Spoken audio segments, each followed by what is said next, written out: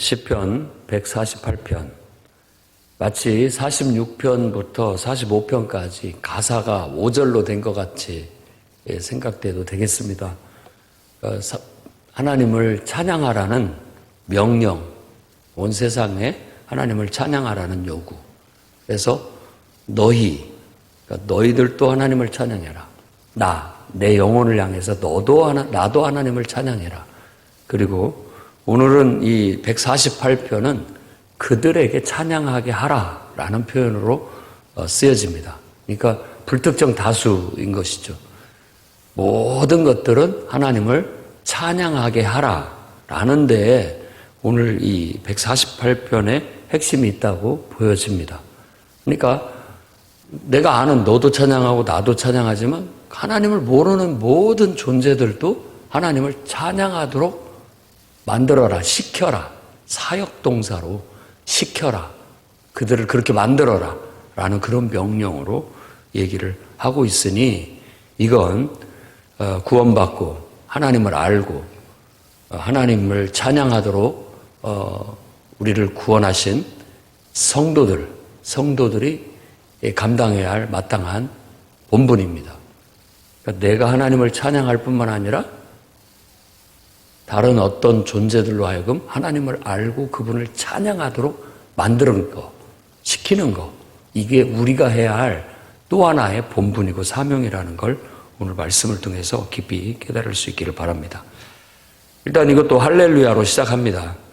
그냥 직역을 했기에 그냥 할렐루야지, 따지고 보면 너희는 찬양하라 여호와를, 이런 뜻입니다. 자, 하늘과 높은 곳. 여기서 말하는 하늘은 하늘의 하늘, 곧 보통 우리가 말하는 이 하늘을 대기권, 그리고 그 대기권 바깥에 두 번째 하늘을 이층천, 우주, 그 다음에 삼층천이라고 했을 때는 가장 높은 하늘이라고 해서 하나님이 계신 곳, 뭐 이런 의미를 갖습니다. 그러니까 영적인 세계를 포함하는 것이죠. 하늘은 이 땅을 이렇게 다 감싸고 있는 공간을 의미하기 때문에 영적 세계라는 것도 현실을 이렇게 마치 하늘이 이 땅을 감싸고 있듯이, 품고 있듯이 영적 세계도 이 우리가 눈에 보이는 이 만물을 다 이렇게 감싸고 있고 포함하고 있다라는 겁니다. 그러니까 대기의 구름, 그 어떤 대기 안에 있는 물, 이건 구름을 말하는 거고, 그 위에 이제 해, 달, 별, 수많은 별들, 거기까지 우리가 봅니다. 그리고 보통 이 옛날부터 뭐 역사적 기록에 의하면 한 BC 2000년, 그러니까 20세기 이전부터 별을 관찰했고, 별이 이렇게 주기적으로 돈다는 걸 알았어요. 그래서 그 별의 12가지 별의 모습을 가지고 이게 1년을 따지게 된 겁니다. 그리고 보통 우리들이 말하는 뭐 입춘이라든지 또 입동이라든지 이런 모든 것들은 그 태양을 관찰해서 나오는 그 태양력에서 비록된 겁니다. 우리들이 달을 관찰해서는 주기로 음력이라고 그렇게 얘기를 하고, 태양을 관찰해서는 이제 태양력이라고 그렇게 얘기를 하면서 그것에 의해서 이렇게 뭔가가 주기가 이루어지고 있다는 걸 일찍이 발견했고, 하늘의 별들이 얼마나 많은지 보통 우리들이 은하수라고 얘기를 하잖아요. 막 물줄기처럼 별이 강이 돼서 흐르는 것처럼 보인다 해서 은하수. 이 은하수를 바라보면서도 굉장한 어떤 영적 세계에 대한 동경, 이런 것들을 하게 되었고, 또 그런 것들에 대한 어떤 하나님이 장치를 우리에게 그렇게 두신 것이 아닌가 싶습니다. 그래서 하나님을 발견하고 하나님의 임재를 느끼는 사람들은 이 모든 것들도 바로 창조주 하나님을 찬양하는 듯하게 느꼈다라는 겁니다. 그러니까 별을 관찰하면 저것들이 정말 조물주, 창조주를 너무나도 아름답게 나타내고 있구나라고 하면서 나도 하나님께서 저렇게 아름답게, 저렇게 귀하게, 창조하셨구나라고 생각하게 되고, 저것들도 저렇게 아름다운 제각각의 빛을 드러내는 것처럼 나도 그 창조주 하나님께서 나를 창조하신 나 나름대로의 아름다운 빛을, 아름다운 어떤 색깔을, 그리고 능력을 나타내야 되겠다. 그것이 어쩌면 내가 창조된 본분이 아닐까라는 그런 지혜를 묵상하게 됐다고 볼 수 있습니다. 그래서 하늘에 태양, 달, 그리고 뭇, 별. 지금은 이제 이 별들을 관찰을 더 좋은 눈, 그러니까 허블 망원경이라고 그렇게 얘기하죠. 지상에서도 관측을 하지만 이제는 저 위성으로 쏘아 올려가지고 이 대기의 간섭을 받지 않은 우주 공간에 띄워서 별들을 관찰을 하는데, 빛도 속도가 있다 보니까 오는 속도가 보통 광년이라고 하잖아요. 그러니까 우리가 보는 그런 빛은 정말 빛의 속도로 엄청나게 먼 데서부터 오는 그걸 보는 거고, 그 전 것을 보는 것일 뿐이죠. 그래서 그런 것들을 관찰하면서 우주가 얼마나 넓은지를 놀라고 있습니다. 놀라운 것이죠. 그러니까 우리 눈에 보이는 이 별들, 그것이 다 가짜도 아니고 그야말로 넓은 우주의 창조주 하나님의 그 권세, 얼마나 놀라운지를 깨닫게 해주는 것 같아요. 그러니까 알면 알수록 더 하나님이 놀라운 거예요. 알면 알수록 하나님이 없다, 이게 아니라 야, 생각보다 더 놀랍다, 대단하다, 이런 것들을 지금 터득해 가고 있고 깨달아 가고 있는 거라고 볼 수 있습니다. 그러면 그럴수록 우리는 탄성처럼 하나님을 찬양하게 되는 것이죠. 와, 놀랍다. 손을 들면서 놀랍다. 경이롭다. 정말 우리의 상상을 초월한다. 라고 말하는 것 그 자체가 하나님에 대한 놀라움, 하나님에 대한 위대함, 그런 것들에 대한 찬양을 유발하게 만드는 것입니다. 5절, 6절 말씀 보면 그가 명령함으로 그 모든 것들이 지어졌다, 창조됐다, 말대로 됐다라는 거죠. 하나님의 말씀으로 온 우주가 이와 같이 되었고, 그것은 영원히 확고하게 세우셨다. 지음을 받았을 뿐만 아니라 그것들은 영원히 확고하게 세워졌고 폐지되지 않는다라는 겁니다. 없어지지 않는다라고 그렇게 말하는 거예요. 우리가 만든 것들은 다 기한이 있잖아요. 여러분들이 사는 아파트도 언젠가는 부서지고 다시 재건축을 해야 되고, 이 건물도 언젠가는 재건축을 해야 될지도 모릅니다. 모든 것들은 그렇게 낡고 다 이렇게 없어지지만 하나님이 창조하신 것들은 참 영원한 어떤 것들이 있다라는 걸 느끼게 되는 겁니다. 하나님의 형상으로 지음을 받은 우리도 하나님 안에서 영원한 존재라는 걸 믿으셔야 됩니다. 하나님께서 우리의 생명을 그렇게 가볍게, 허망하게, 헛되게 만들지는 않았음을 알 수 있습니다. 별이 정말 영원히 빛나는 것처럼 저와 여러분의 영혼들도 그렇게 아름답게 영원히 하나님 앞에 빛나면서 하나님을 찬양하게 될 줄로 믿습니다. 7에서 12절 말씀에 또 여호와를 찬양하라라고 말하는데, 누구한테 그렇게 얘기를 하느냐? 용들과 바다. 이제는 하늘과 하늘에 있는 존재들을 찬양하게 해라 라고 말을 했다면, 이제는 땅들에 있는 모든 것들을 찬양하게 하라 라고 말하면서 맨 먼저 언급하는 게 용들과 바다입니다. 이 시인에게 있어서 또 구약 성경의 예언자들에게 있어서 바다는 그야말로 인간이 통제할 수 없는 그런 어떤 세력을 상징하는 겁니다. 바다에 가서 배를 타고 엄청난 폭풍을 한번 만나봐야 바다가 무서운지 압니다. 그러고도 바다에 나간다라는 것은 용감한 사람들입니다.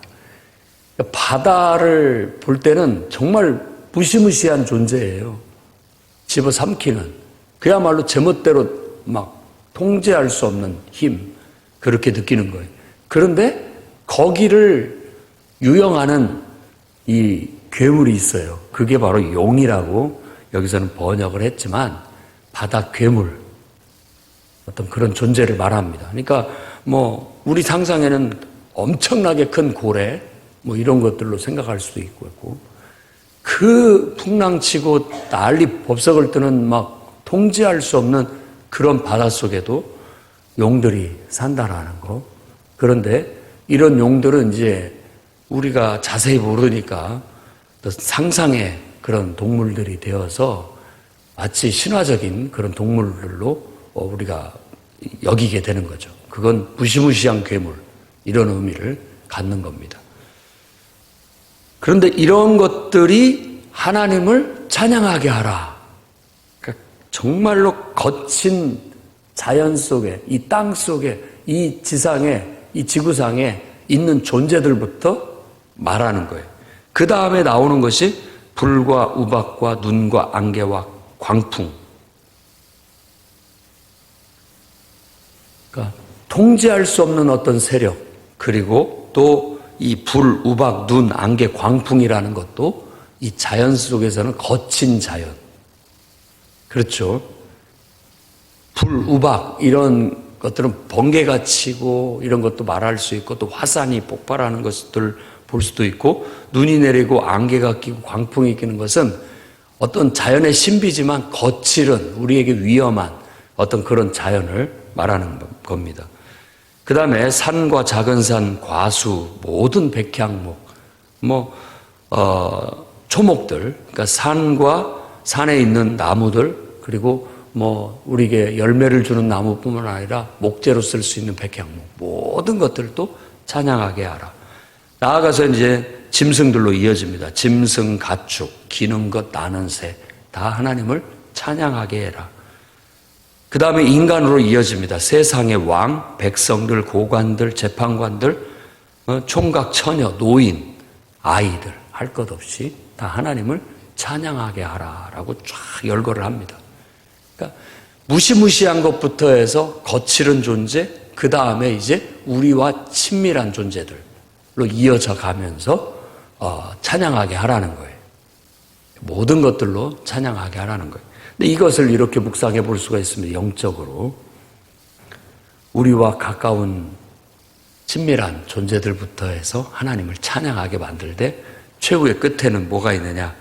정말 원수 마귀 사탄과 같은 권세들마저도 하나님을 찬양하게 하는 그런 사명이 우리에게 주어져 있습니다. 하나님은 그렇게 그분이 창조하신 온 세상 만물을 다스리도록 우리 인간을 창조하셨는데, 하나님의 형상을 닮은 인간을 창조하셨던 겁니다.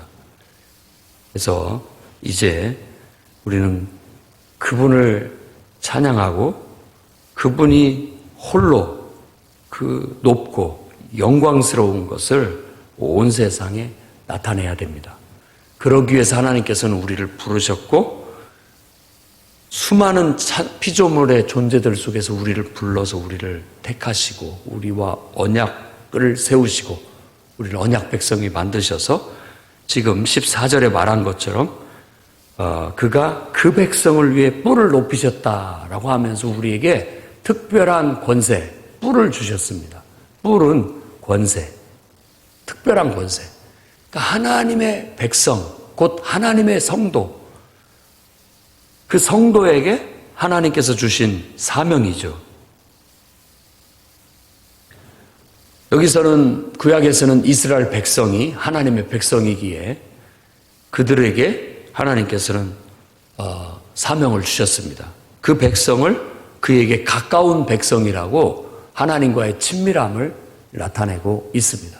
그러니까 하나님과 가까운 하나님의 백성, 하나님의 성도라 한다면 마땅히 그분을 찬양하는 삶을 살아야 할 뿐만 아니라 우리가 아직도 하나님을 알지 못하고 깨닫지 못하고 살아가는 존재들을 깨우쳐서 그들로 하나님을 찬양하게 나처럼 하나님을 기뻐하고 즐거워하며 기꺼이 그분을 높여드리고 그분께 영광을 돌려드리는 그런 삶을 살아야 된다라는 겁니다. 가끔가다 우리가 어떤 하나님을 잘 이해하지 못하는 그런 사람들이 있습니다. 하나님께 영광을 돌려라. 하나님이 전부다. 모든 건 하나님의 영광을 위해서 해라 라고 하면 그러면 나는 뭐지요? 라고 그렇게 의문이 드는 사람들이 있습니다. 의문을 하죠. 나는 뭡니까? 하나님만 높이라고 하고 나는 그럼 뭡니까? 라고 생각을 하는데 그냥 한번 해보십시오. 그러면 알게 됩니다. 하나님의 영광을 위해 하나님을 찬송하면서 사는 삶이 곧 내 영광을 위한 것이라는 걸 깨닫게 되는 거예요. 그래서 요한복음에 예수께서 말씀하신 것처럼 하나님의 아들 나를 영화롭게 하심으로 하나님이 영화롭게 되십시오라고 기도하고 있다라는 거예요. 거꾸로 얘기한다면 하나님을 영화롭게 하는 것 자체가 곧 나를 영화롭게 하는 것이라고 말할 수 있다라는 겁니다. 하나님은 나를 통해서 역사하시고 일함으로써 나를 영화롭게 하셔서 하나님의 영광을 드러내신다라는 거예요. 그래서 그 백성을 위해 뿔을 높이셨다라고 그렇게 말하는 겁니다. 하나님이 하나님을 찬송하게 하기 위해서 여러분을 창조하셨고 하나님이 영광을 얻으시기 위해서 여러분 안에 지혜와 능력과 온갖 축복을 불어넣어서 하나님은 영광을 얻으실 겁니다. 그러니까 그러면 뭐냐? 알고 하나님을 찬송하고 알고 하나님을 영화롭게 하는 것과 모르고 하나님을 찬송하고 영화롭게 하는 그 두 가지가 있을 수 있습니다. 우리도 하나님을 모르는 사람들도 하나님이 창조하셨기에 하나님을 찬송하고 있고 하나님의 영광을 드러내고 있어요. 전혀 그러지 않는다라는 건 아닙니다. 다만 그들이 그것을 알지 못하고 인정하지 않고 또 그것들을 거스려 자기를 더 드러냄으로써 하나님의 영광을 가리고 있을 뿐이지 그들도 하나님을 찬송하고 있고 하나님의 영광을 드러내고 있는 건 맞습니다. 근데 우리는 이제는 그걸 알았고 하나님의 영광을 가려서 안 되겠구나. 하나님의 뜻을 거슬려서는 안 되겠구나. 라는 걸 자각하고 그분의 뜻을 어떻게든지 순종하려고 하고 그분의 영광을 드러내려고 순종하는 법을 배우고 믿음으로 사는 법을 배우게 된 겁니다. 그러니까 아는 것과 모르는 것의 차이가 하나님을 믿는 것과 믿지 않는 것의 차이가 엄청난 격차를 나타내게 되는 겁니다. 하나님 알고 믿는 것은 더 깊은 관계를 누릴 수가 있고 또 알고 믿는 것은 더 충만한 충족감을 누리게 만들어주는 겁니다. 여러분들이 지금 우리들 인간의 관계 속에서 살아가고 있잖아요. 여러분하고 저하고 알잖아요. 어느 정도 알고 지내잖아요. 근데 그 알의 깊이가 다르고 또 서로 주고받는 서로 관계를 통해서 주고받는 그런 어떤 충족감이 틀립니다. 다르죠. 사람마다. TV를 통해서 연예인도 알고 또 정치인들도 압니다. 그 알은 그냥 안 믿는 세상 사람이 하나님을 아는 것 정도인 거예요. 그냥 그렇게 피상적일 뿐인 거라는 거예요. 그런데 직접 하나님의 선택을 받고 정말 그분과 언약 관계를 맺고 그분과 의사소통을 나누고 감정을 교류하고 의견을 나누면서 뭔가를 주고받는 것은 다른 거예요. 연예인들의 그들을 보좌하는 그 사람들, 자기를 이렇게 도와주는 사람들과의 관계 한번 생각해 보시죠. 우리하고 다른 깊은 관계, 그리고 그들 간에 서로 어떤 감정을 교류하고 삶을 나누는 것에는 더 깊은 충족감이 있을 겁니다. 자기가 도와주고 옆에서 서포트하는 그 연예인이 어떤 상을 받았다든지 더 어떤 성과를 거뒀다라고 하면 함께 눈물을 흘리면서 기뻐하고 감사하는 그런 충족감이 있다라는 거예요. 관계의 기쁨이. 그리고 정치인들도 마찬가지 아니겠습니까? 나는 그냥 피상적으로 알고 있을 뿐만 있지만 그 사람을 위해서 돕고 협력하고 함께하고 하는 사람들은 그 관계에 깊이가 있고 또 그를 통해서 어떤 충족되는 충족감이 남다르다라는 거예요. 하나님이 선택한 하나님을 믿는 백성들의 삶도 그와 같습니다. 여러분, 피상적으로 하나님을 섬기는 존재들이 아닙니다. 우리는 하나님의 부름을 받고 그분의 언약 속에서 그분과의 관계에 더 깊은 데로 우리가 나아가서 옛날에 내가 하나님을 안다고 하는 것은 차원이 틀려. 내가 지금 하나님을 아는 것 같아. 알아가는 것 같아. 그분도 내가 나를 알고 있다라는 걸 내가 이제 알 것 같다 하면서 그분과의 관계가 더 깊어지고 깊어져서 이제는 뗄래야 뗄 수 없는 관계가 돼가고 그분 없이는 살 수 없을 것 같고 그분이 기쁘면 나도 기쁘고 그분이 화내면 나도 화가 나고 그분이 하시는 일이 내가 하고 하는 일이고 모든 것들이 그 안에서 이제 그분과 하나가 되어서 그분 안에 충족감을 느끼게 되는 겁니다.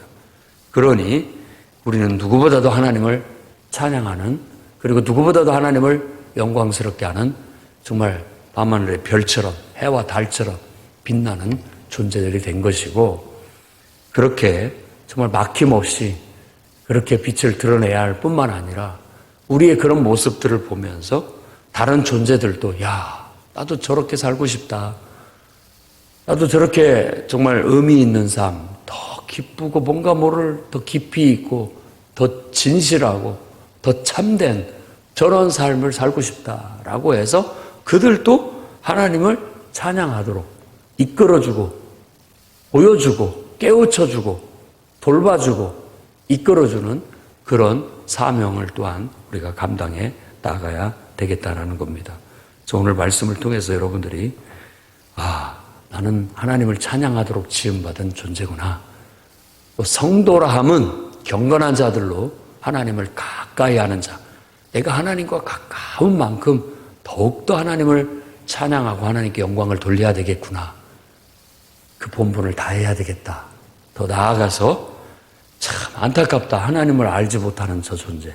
하나님을 인정하고 하나님과 더 가까워진다면 더 복될 텐데 라고 해서 그 영혼들을 일깨워 줄 수 있는 그런 사명까지 감당하기를 주의 이름으로 축원합니다.